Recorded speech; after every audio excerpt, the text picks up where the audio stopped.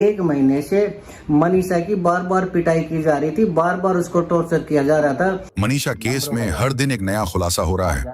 Police और जांच एजेंसियों के हाथ ऐसे सबूत लगे हैं जिन्होंने पूरे मामले की तस्वीर पलट दी है। जिस बेटी की रहस्यमयी मौत ने गांव से लेकर सोशल मीडिया तक तूफान मचा दिया था, उसका सच अब सामने आ चुका है। और यह सच इतना दर्दनाक है कि सुनकर किसी के भी पैरों तले जमीन खिसक जाए। मोबाइल रिकॉर्ड्स, गवाहों के बयान और सबूत साफ साफ बता रहे हैं कि मनीषा की मौत किसी बाहरी साजिश का नतीजा नहीं, बल्कि उसके अपने ही घर वालों का खेल था।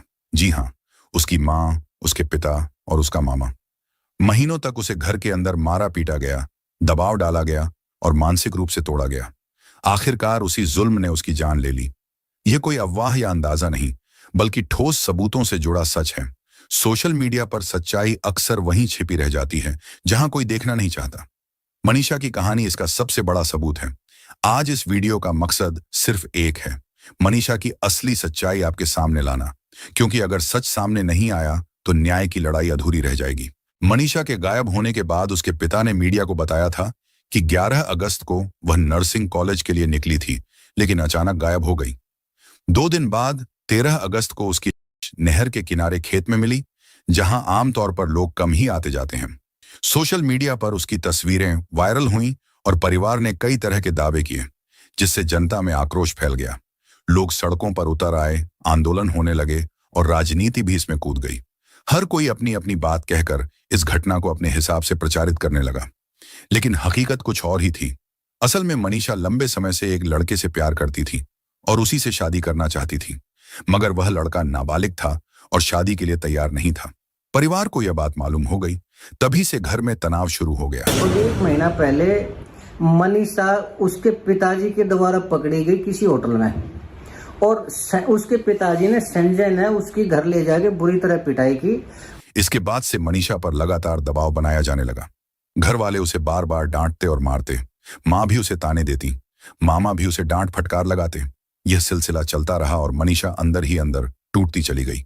दरअसल यह मामला 11 अगस्त से नहीं, बल्कि 10 जुलाई से शुरू हुआ था। उस दिन मनीषा घर वालों से यह कहकर निकली कि वह सिंघानी जा रही है, लेकिन वह सीधे भराड़ा पहुंची। वहां उसकी मुलाकात उसके क्लासमेट से हुई। यही वही लड़का था जिससे वह कक्षा 7 से पढ़ती आ रही थी। दोनों की दोस्ती धीरे धीरे प्यार में बदल गई थी, लेकिन वह लड़का मनीषा से लगभग 1.5 साल छोटा और नाबालिग था। इसके बावजूद दोनों चोरी छिपे मिलते रहे। मनीषा शुरू से ही किसी लड़के से प्यार करती थी, तो वो उस लड़के से मैरिज करना चाह रही थी, लेकिन उस लड़के ने मैरिज से इसलिए मना कर दिया कि वो अभी ना। 10 जुलाई को जब मनीषा भराड़ा के होटल से घर लौटी तो पिता ने उसे पकड़ लिया। वह सिंघानी की जगह दूसरी ओर से लौट रही थी। पिता को शक हुआ और उन्होंने पूछताछ की। घर पहुंचते ही माहौल गर्मा गया। मनीषा पहले चुप रही, लेकिन जब पिता ने गुस्से में मारपीट की तब उसने कुछ सच्चाई बयां की। पूरा खुलासा तब हुआ जब परिवार ने मनीषा की चचेरी बहन को बुलाया। दरअसल मनीषा और उसकी यह बहन भी उसी लड़के के कारण आपस में बिगड़ चुकी थी। बहन ने घर वालों के सामने कहा कि मनीषा का उस लड़के से प्रेम संबंध चल रहा है। इसके बाद पिता ने मनीषा का फोन छीन लिया। फोन का पासवर्ड चचेरी बहन को पता था। जब फोन खोला गया तो मनीषा और उस लड़के की सारी चैट्स और कॉल डिटेल्स सामने आ गईं। घर में तूफान मच गया। पिता ने साफ कह दिया कि अब से वह उस लड़के से कोई संबंध नहीं रखेगी। परिवार को सबसे बड़ा डर समाज का था। लोग क्या कहेंगे, यह सोच उन्हें भीतर से खाए जा रही थी। इसके बाद मामा को बुलाया गया। 11 जुलाई को मामा ढाणी लक्ष्मण पहुंचे। वहां परिवार और मनीषा के बीच लंबी बहस हुई। मामा ने सीधा सवाल किया, कौन लड़का है, कब से जानती हो उसे? मनीषा ने साफ कहा कि वह उस लड़के से बहुत प्यार करती है। उसकी जिद और हिम्मत परिवार को खटक रही थी। उन्हें डर था कि अगर यह बात रिश्तेदारों और पड़ोसियों को मालूम हो गई तो बहुत बदनामी होगी। सामाजिक दबाव इतना बढ़ गया कि परिवार ने मनीषा को दूसरी जगह भेज दिया, लेकिन वहां भी वही सिलसिला जारी रहा। 1 महीने से मनीषा की बार बार पिटाई की जा रही थी, बार बार उसको टॉर्चर किया जा रहा था। लगातार पिटाई और मानसिक प्रताड़ना ने मनीषा को अंदर से तोड़ दिया। बावजूद इसके वह अपने प्यार को नहीं छोड़ पाई।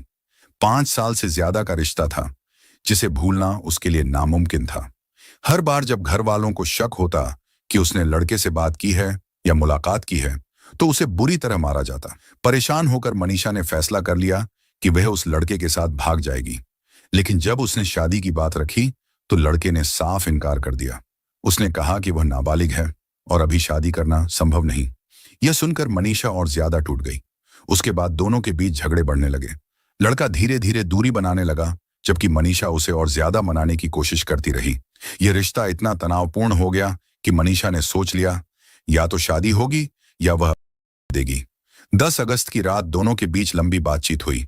यह चैटिंग लगातार चलती रही और उसमें तनाव साफ झलक रहा था।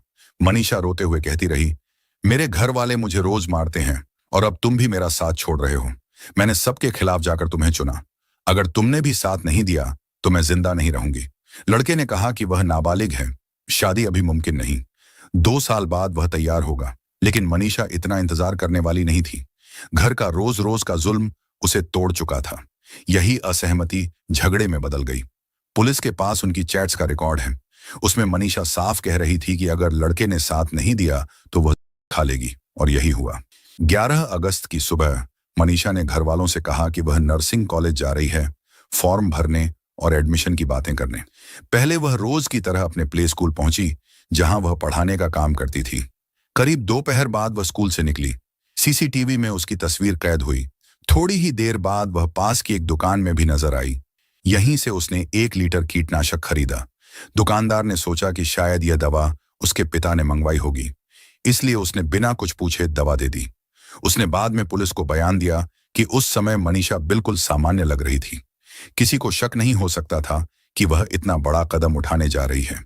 दुकानदार की आंखें भी भर आईं जब उसने कहा, को 1:55 एग्जैक्ट टाइम तो मुझे याद नहीं है, बट 1:50 के आसपास वो आई थी और उन्होंने पूछा कि अंकल जी मोनो मिल जाएगी 1 लीटर। मैंने कहा बेटा मिल जाएगी। दुकानदार की आंखें भी भर आईं जब उसने कहा, मुझे अफसोस है कि मैं उसके अंतिम संस्कार में भी शामिल नहीं हो सका, क्योंकि पुलिस मुझसे पूछताछ कर रही थी। दुकान से दवा लेने के बाद मनीषा नर्सिंग कॉलेज जाने का बहाना बनाकर निकल पड़ी, लेकिन सच्चाई यह है कि वह उस दिन कॉलेज पहुंची ही नहीं थी। पुलिस ने जब नर्सिंग कॉलेज और उसके आसपास के सभी दुकानों व रास्तों के सीसीटीवी कैमरे खंगाले तो कहीं भी मनीषा दिखाई नहीं दी। केवल स्कूल और पास की एक दुकान में ही उसका फुटेज मिला। इसके बावजूद अफवाहें फैलती रहीं और कॉलेज को बदनाम किया जाता रहा। लेकिन कॉलेज प्रबंधन ने साफ कह दिया कि उस दिन कोई लड़की न फॉर्म भरने आई थी न पूछताछ करने। उनका कहना था कि लोग गलत तरह से कॉलेज को घसीट रहे हैं, जबकि कॉलेज का इससे कोई लेना देना नहीं है। कॉलेज प्रशासन ने यहां तक कहा कि उनके हॉस्टल में 200 से अधिक लड़कियां रहती हैं और आज तक कभी किसी के साथ कोई घटना नहीं हुई। उनके अनुसार यह सब राजनीति और अफवाह का खेल है। 13 अगस्त को जब मनीषा की नहर के किनारे खेत में मिली तो सबसे पहले गांव के मजदूर ईश्वर सिंह ने देखा। उसने बताया कि वहां 7-8 कुत्ते मौजूद थे। पहले उसे लगा कि शायद कोई मरी हुई बकरी पड़ी है, लेकिन जब उसने पास जाकर देखा तो वहां मनीषा की लाश थी। चेहरा बुरी तरह से नोचा हुआ था, गर्दन पर भी गहरे घाव थे। कुत्तों के झुंड को देखकर उसने तुरंत गांव के बकरी पालक सत्यपाल को फोन किया और फिर दोनों ने मिलकर कुत्तों को भगाया। पास जाकर देखा तो नजारा बेहद डरावना था। पुलिस को खबर दी गई और थोड़ी ही देर में भीड़ जमा हो गई। हालत देखकर परिजन दावा कर रहे थे कि चेहरे पर तेजाब डाला गया है, लेकिन मेडिकल रिपोर्ट और एक्सपर्ट्स का कहना था कि यह काम कुत्तों का था, क्योंकि कपड़े पूरी तरह सही थे। अगर तेजाब डाला गया होता तो कपड़े भी जलते। पोस्टमार्टम रिपोर्ट में भी यही लिखा गया कि जानवरों ने चेहरे और गर्दन को खाया था।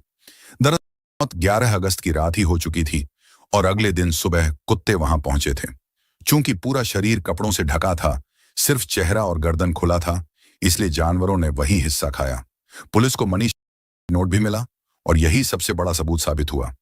गवाहों और दुकानदार के बयान ने भी यह साफ कर दिया कि उसने खुद कीटनाशक खरीदा था। दुकानदार देवेंद्र कुमार ने कहा कि उसे इस बात का गहरा अफसोस है कि वह बेटी अब नहीं रही। पुलिस ने एंगल को तुरंत सार्वजनिक क्यों नहीं किया, इसका कारण भी साफ है। जब तक सभी सबूत इकट्ठा नहीं हो गए, पुलिस खुलकर कुछ नहीं कहना चाहती थी।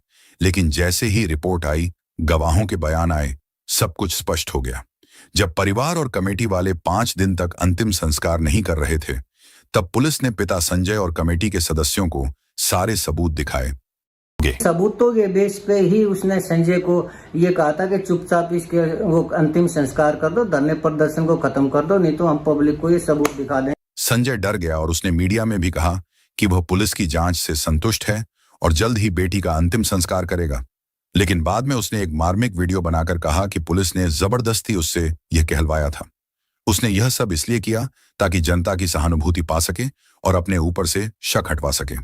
लेकिन अब उसकी हर चाल उजागर हो चुकी है कि संजय डर चुका था कि उसको ये लग रहा था कि पुलिस आज नहीं तो कल उसके गिरेबान तक पहुंच ही जाएगी। तो उसने ये वीडियो मार्मिक वीडियो बनाई कि पुलिस ने मेरे साथ जबरदस्ती वीडियो बनवाई, जबरदस्ती सिग्नेचर करवाए और मैं ऐसा नहीं चाहता। तो उसका शायद ये था कि वो पब्लिक को अपने साथ करना। लेकिन अब उसकी हर चाल उजागर हो चुकी है। बहुत जल्द वह सलाखों के पीछे होगा। पुलिस को शक है कि मनीषा के मामा ने भी इस पूरी घटना में भूमिका निभाई है, क्योंकि उसका आपराधिक बैकग्राउंड रहा है। बार बार मारपीट और मानसिक दबाव ने मनीषा को इतना तोड़ दिया कि उसने आखिरकार अपनी जिंदगी करने का कदम उठा लिया। पुलिस ने मनीषा के प्रेमी को भी घंटों पूछताछ के लिए बुलाया। उसने माना कि दोनों के बीच झगड़े होते थे और चैट्स भी यही दिखाती हैं। लेकिन उसने साफ कहा कि मनीषा की मौत में उसका कोई हाथ नहीं। कॉल डिटेल्स और लोकेशन भी उसकी बात से मेल खाते हैं।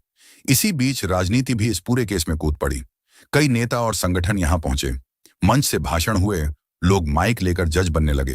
करके ऑर्गन गायब है। सच्चाई तो ये है उसकी बच्चेदानी गायब है, उसकी किडनी गायब है। बच्चेदानी गायब है, उसकी किडनी गायब है। जितना हार्ड उस बेटी का अगर आप पोस्टमार्टम की रिपोर्ट पढ़ेंगे ना तो आप पढ़ नहीं पाएंगे, इतनी दरिंदगी की गई है। कोई कह रहा था गया है, कोई कह रहा था शरीर के अंग निकाले गए हैं, जबकि सच्चाई कुछ और थी।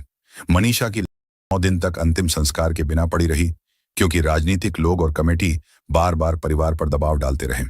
इस खींचतान में उस मासूम को बाद भी चैन नहीं मिला। उसकी मौत को तमाशा बना दिया गया। आज हाल यह है कि शुरुआत में शोर मचाने वाले वही लोग अब कहीं नजर नहीं आते। परिवार और पिता संजय की भी झूठी बातें सामने आ चुकी हैं। कुछ लोग झूठ फैलाते रहे कि उसके शरीर से बच्चेदानी और किडनी निकाल ली गई थी, जबकि खुद मनीषा के पिता ने कैमरे पर कहा कि बॉडी बिल्कुल सही थी। सुनने में आ रही है कि बच्चादानी निकाल ली है। नहीं जी, वहाँ से जो बॉडी उठी है एकदम सेफ थी, बिल्कुल सिर्फ ये चीज़ कटी हुई थी। और वहाँ मेडिकल हुआ उस टाइम तो देखो जी, शरीर के पार्ट्स लिए ही जाते हैं, कुछ जैसे लीवर का हो गया, किडनी का हो गया, बच्चेदानी का हो गया, कुछ भी हो गया। पोस्टमार्टम के दौरान कुछ अंग फॉरेंसिक जांच के लिए भेजे गए थे, जो सामान्य प्रक्रिया है, लेकिन इसे तोड़ मरोड़ कर लोगों के सामने झूठ फैलाया गया। कमेटी से जुड़े कई लोग भी अब मान चुके हैं कि यह पूरा मामला प्रेम प्रसंग का था। लड़की पिछले 1 महीने से परेशान थी, उसे प्रताड़ित किया जा रहा था, लेकिन उस समय माहौल इतना गर्म था कि कोई खुलकर यह बात कहने की हिम्मत नहीं कर पाया। आज यह साफ हो चुका है कि परिवार ने ही उसे मानसिक और शारीरिक रूप से इतना तोड़ा कि वह को गले लगाने पर मजबूर हो गई। पुलिस और जांच एजेंसियां लगातार यह पता लगाने में जुटी हैं कि आखिर उसने कीटनाशक खुद पिया था या किसी ने जबरन पिलाया। लेकिन इतना तय है कि दोनों ही स्थितियों में दोषी उसके अपने ही घर वाले हैं। अब सवाल यह है कि जिन लोगों ने पूरे देश को गुमराह किया, राजनीति की रोटियां सेंकी और मनीषा मौत को एक बहाना बना दिया, उनके साथ क्या होना चाहिए? उन्हें कौन सी सजा मिलनी चाहिए? आपकी राय बेहद जरूरी है। कमेंट में जरूर लिखें ताकि मनीषा को सच्चा इंसाफ मिल सके।